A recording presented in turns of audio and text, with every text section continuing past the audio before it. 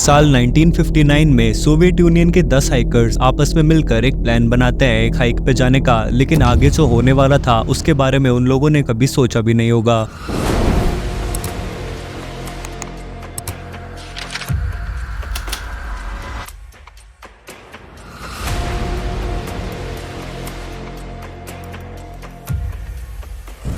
इन 10 लोगों के ग्रुप में 8 लड़के थे और 2 लड़कियां, जहां पे इनके लीडर का नाम था इगोर डाइटलोव। इगोर एक 23 साल का रेडियो इंजीनियरिंग स्टूडेंट था उरल पॉलिटेक्निकल इंस्टीट्यूट से, जहां पे बाकी के 9 लोग भी उसी इंस्टीट्यूट से बिलोंग करते थे और इगोर उन सबको अच्छे से जानता था। वो सारे आपस में मिलकर एक हाइक पे जाने का प्लान बनाते हैं नॉर्दर्न यूरल माउंटेन्स में, जहाँ पे उनकी फाइनल डेस्टिनेशन थी ओटोटन नाम का एक पहाड़। लेकिन ये ग्रुप कोई कच्चे खिलाड़ियों का ग्रुप नहीं था। इस ग्रुप का हर एक मेंबर ग्रेड 2 लेवल का हाइकर था और अगर वो इस ट्रिप को पूरा करके वापस सही सलामत लौट आते हैं तो उनको ग्रेड 3 का सर्टिफिकेशन मिलने वाला था, जो कि सोवियत यूनियन में हाइकिंग के लिए सबसे हाईएस्ट लेवल का सर्टिफिकेशन था। वो लोग अपनी पूरी जर्नी का एक रोड मैप तैयार कर लेते हैं और 23 जनवरी 1959 को एक ट्रेन में बैठकर सिवेरलोक शहर से निकल जाते हैं, जो कि आज के टाइम पे येकेटेरिनबर्ग नाम से जाना जाता है। एक दिन पूरा निकल जाने के बाद वो लोग 25 जनवरी की सुबह को इवडेल नाम के एक टाउन में पहुंचते हैं, जहां पे फिर वो लोग ट्रक्स में बैठकर विजयी नाम की एक जगह तक जाने के लिए रवाना होते हैं। विजयी एक आखिरी ह्यूमन सेटलमेंट था, यानी कि एक आखिरी इंसानी बस्ती थी और इसके आगे का सफर उन्हें अपने आप से पैदल ही तय करना पड़ेगा। वो सब लोग बहुत खुश थे, बहुत एक्साइटेड थे और फिर 27 जनवरी 1959 को इस पूरे बर्फ से घिरे लैंडस्केप में वो लोग अपनी इस जर्नी की शुरुआत करते हैं। लेकिन अगले ही दिन उन्हें एक बुरी खबर का सामना करना पड़ता है, जब उन्हीं के ग्रुप का एक मेंबर जिसका नाम था यूरी उडिन, उसे कुछ हेल्थ इश्यूज आ जाते हैं। असल में यूरी को ऑलरेडी काफी हेल्थ इश्यूज थे और 28 जनवरी को उसके नी और जॉइंट्स में पेन होने लग गया था, जिसका मतलब था कि यहाँ से आगे सफर में अब वो उनके साथ नहीं जाने वाला था। वो सब लोग यूरी को बाय बोलते हैं, जहाँ पे यूरी वापस लौट आता है और बाकी के 9 मेंबर्स अपनी जर्नी को आगे कंटिन्यू करते हैं।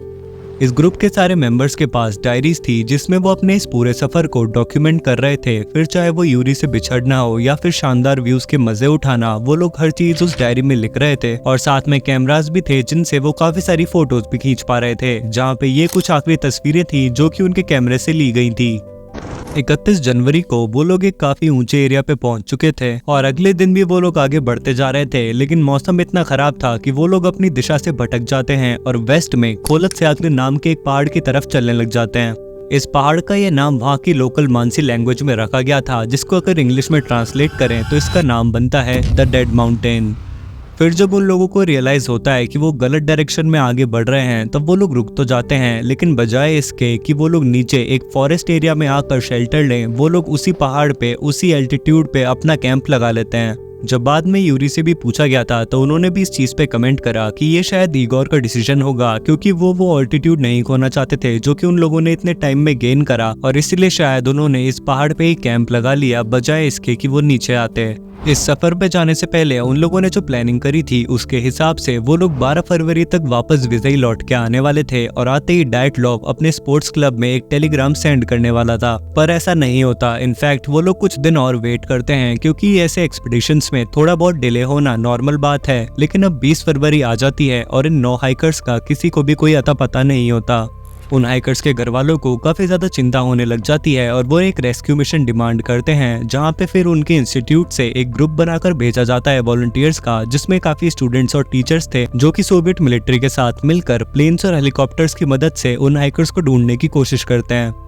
काफी दिन बीत जाते हैं, लेकिन उन लोगों को वो हाइकर्स कहीं भी नहीं मिलते। लेकिन फिर फाइनली 5 दिन बाद 26 जनवरी को उन्हें उनका टेंट मिलता है, लेकिन उस टेंट को देखकर वो लोग बहुत ही ज्यादा कंफ्यूज और बहुत ही ज्यादा शॉक में आ जाते हैं। वो लोग ये देखते हैं कि वो टेंट आधा फटा हुआ था, बर्फ में ढका हुआ पड़ा था, लेकिन उसके अंदर या आसपास एक भी हाइकर का कोई भी नामो निशान नहीं था। इनफैक्ट जांच करने पे ये पता चला कि उस टेंट को बाहर से किसी ने नहीं बल्कि अंदर से ही चाकू से फाड़ा गया था। लेकिन फिर उन्हें उस टेंट के पास ही पैरों के निशान दिखते हैं, जहाँ पे कुछ बूट्स के निशान थे, कुछ सॉक्स के और कुछ तो नंगे पाँव के निशान भी थे। तो अब सवाल यही उठता है कि इन हाइकर्स पे ऐसी क्या मुसीबत आन पड़ी कि इन्हें अपने सारे कपड़े और सारी चीजें वहीं छोड़कर उस टेंट को अंदर से चाकू से फाड़ कर बाहर जाना पड़ा। तो अब सच्चाई का पता लगाने के लिए वो लोग उन पैरों के निशान का पीछा करते हैं जहाँ पे वो 1.5 किलोमीटर नॉर्थ ईस्ट में जाते हैं, लेकिन वो जो पैरों के निशान थे वो 500 मीटर के बाद ही गायब हो गए थे, क्योंकि आगे के जो पैरों के निशान थे वो बाद में पड़ने वाली बर्फ में कवर हो चुके थे।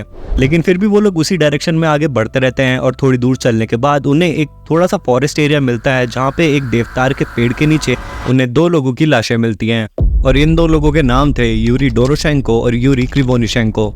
पर स्ट्रेंज बात ये थी कि ये दोनों सिर्फ अपनी अंडरवेयर में थे, इनके बदन पे कोई भी कपड़ा नहीं था, यहाँ तक कि इन्होंने पैरों में जूते भी नहीं पहन रखे थे। उनकी बॉडीज के पास ही एक छोटी सी जगह में उन्हें थोड़ी सी राख भी मिली और उनके हाथों पे भी जलने के हल्के से निशान थे, जिससे ये पता चल रहा था कि इन लोगों ने यहाँ पे आग जलाने की कोशिश की थी। साथ ही साथ उस पेड़ की कुछ डालियां भी टूटी हुई मिली, जो कि ये बताता है कि इन लोगों ने इस पेड़ पे चढ़ने की कोशिश की। अब इस पेड़ पे चढ़ने के लिए उन लोगों के पास 2 रीजंस हो सकते थे। पहला कि वो जिस भी खतरे से भाग रहे थे उस खतरे से ही बचने के लिए इन लोगों ने इस पेड़ पे चढ़कर अपनी जान बचाने की कोशिश की, या दूसरा वो अपनी पोजीशन का अंदाजा लगाने के लिए और वापस लौटने के लिए दूर तक देखने की कोशिश कर रहे थे। लेकिन ठंड इतनी ज्यादा थी कि इन दोनों को हाइपोथर्मिया हो गया और उसकी वजह से इन दोनों की मौत हो गई। अब इस पेड़ और टेंट के बीच में उन्हें पेड़ से 300 मीटर, 480 मीटर और 630 मीटर की दूरी पे 3 और बॉडीज मिलती हैं, और ये 3 बॉडीज थी डाइटलॉव, कोल्मोगोरोव और स्लोबोदिन की। इनकी बॉडी जिस पोजीशन में मिली उससे ये पता लगाया गया कि ये लोग वापस टेंट पे लौट के आने की कोशिश कर रहे थे, लेकिन बीच रास्ते में इन्होंने दम तोड़ दिया। और हालांकि इनकी बॉडी पे हल्की हल्की इंजरीज थी, लेकिन इनका main cause of death hypothermia ही था, यानी कि जोरदार ठंड।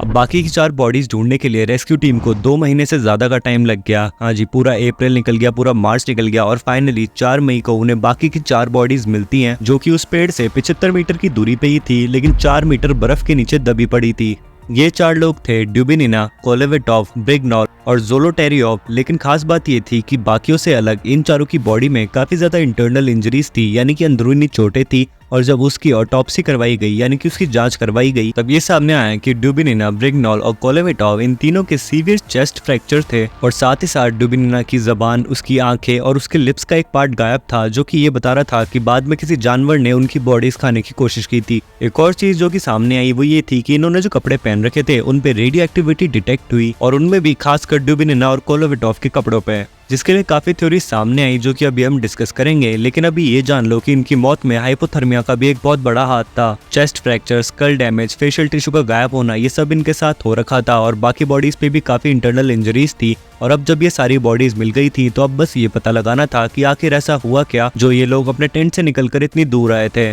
अब इन्वेस्टिगेशन के दौरान एक अंदाजा ये लगाया गया कि वहाँ के जो लोकल मानसी लोग थे, हो सकता है उन्हें इन हाइकर्स का इस पहाड़ पे आना पसंद नहीं आया हो, और इसलिए उन्होंने इन पे हमला करा हो। लेकिन रिपोर्ट से ये पता चला कि इनके सर में जो इंजरीज थी वो बहुत ज्यादा खतरनाक थी, और उसमें कोई सॉफ्ट टिश्यू भी डैमेज नहीं हुआ था, जो कि किसी इंसान के बस की बात नहीं है। और फिर इस केस को मई 1959 में बंद कर दिया गया, ये कहकर कि इन हाइकर्स की मौत एक अननोन कंपेलिंग फोर्स की वजह से हुई है। लेकिन ये कहानी काफी ज्यादा पॉपुलर होती है, और फिर बाद में इसके लिए और भी थ्योरीज सामने रखी जाती हैं, जैसे कि यूएफओज या पैराडॉक्सिकल अनड्रेसिंग और हाइपोथर्मिया, या फिर मिलिट्री टेस्टिंग, क्योंकि ये जो कैंप साइट थी ये एक मिलिट्री माइन टेस्टिंग साइट के बहुत पास थी। तो हो सकता था कि वो लोग जब वहाँ धमाके कर रहे थे तब इन लोगों को डर लग गया हो और ये अपने टेंट से निकल के भागे हो, या फिर वहाँ पे सीक्रेट मिलिट्री के रेडियो एक्टिव बॉम्ब्स और हथियारों का रखा जाना, क्योंकि उनकी बॉडी पे रेडियो एक्टिविटी डिटेक्ट हुई थी। कैटाबैटिक विंड्स चलना, जो कि बहुत खतरनाक हवाएं होती हैं। लेकिन इन सारी थ्योरीज को किसी न किसी वजह से डिसमिस कर दिया गया, जैसे कि वो जो रेडियो एक्टिविटी वाली थ्योरी थी उसके लिए ये कहा गया कि अगर वहाँ पे सच में ऐसा कुछ होता तो सबकी बॉडीज पे रेडियो एक्टिविटी डिटेक्ट होती और सिर्फ कुछ लोगों के पे नहीं।